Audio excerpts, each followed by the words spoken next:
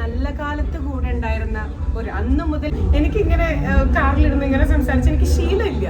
So അതിന്റെ രീതിയാണ്. സ്മേജി ഇപ്പം ഇന്നായിട്ടാണെങ്കിലും നമ്മളെ സീക്രട്ട് ഏജന്റ് ഒരു വീഡിയോ റിയാക്ഷൻ ആയിട്ട് ഇട്ടിട്ടുണ്ട്.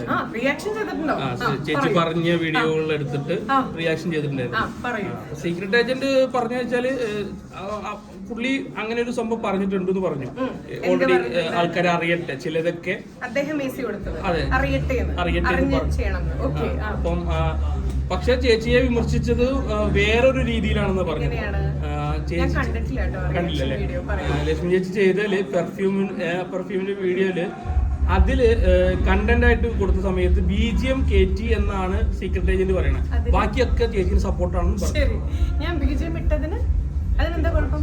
ആക്ച്വലി ഞാനൊരു ഇൻഫ്ലുവൻസർ ആണ്, ഒരു ടെലിവിഷൻ ഹോസ്റ്റ് ആണ്, ഞാനൊരു കണ്ടന്റ് ക്രിയേറ്റർ ആണ്. ഞാൻ മറ്റുള്ളവർ ചെയ്തു വെച്ചിട്ടുള്ള കണ്ടന്റുകൾ എടുത്ത് 4 ഡോറ് ബ്ലോക്ക് ചെയ്ത് കാറിൻ്റെ ഉള്ളിലിരുന്ന് വെറുതെ മറ്റുള്ളവരുടെ കണ്ടന്റ് എടുത്ത് സംസാരിക്കുകയല്ല ഞാൻ ചെയ്യാറ്. ഞാനൊരു കണ്ടന്റ് എന്താ പറയുക, ഒരു കണ്ടന്റ് ക്രിയേറ്റർ ആയതുകൊണ്ട് തന്നെ അത് നമ്മൾ ഏറ്റവും ബെസ്റ്റായിട്ട് എക്സിക്യൂട്ട് ചെയ്യാനേ നോക്കുകയുള്ളൂ.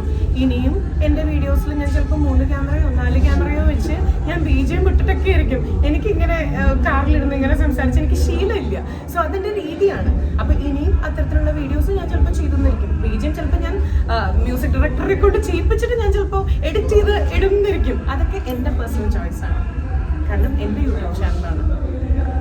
That's called a creativity. അത്രേ പറയാനുള്ളൂ. നമ്മൾ ക്രിയേറ്റീവ് ആയിട്ട് ചെയ്യും. ഈ സീക്രട്ട് ഏജന്റ് ആള് 48 വീഡിയോയിൽ കിട്ടിയ വരുമാനത്തിൽ നിന്ന് കുറച്ച് തുക കൊടുത്തു എന്ന് പറയുന്നുണ്ട്. അപ്പൊ സീക്രട്ട് ഏജന്റ് ഉദ്ദേശിക്കുന്നത് രേണുസുതിയെ വെച്ച് ചെയ്ത എല്ലാവരും ഒരു നിശ്ചിത തുക കൊടുക്കേണ്ടി. കാര്യം ചോദിച്ചോട്ടെ, ഞാൻ രേണുവിന്റെ നല്ല കാലത്ത് കൂടെ ഉണ്ടായിരുന്ന അന്ന് മുതലേ ഞാൻ കൂടെ ഉണ്ടായിരുന്ന ഒരാളാണ്.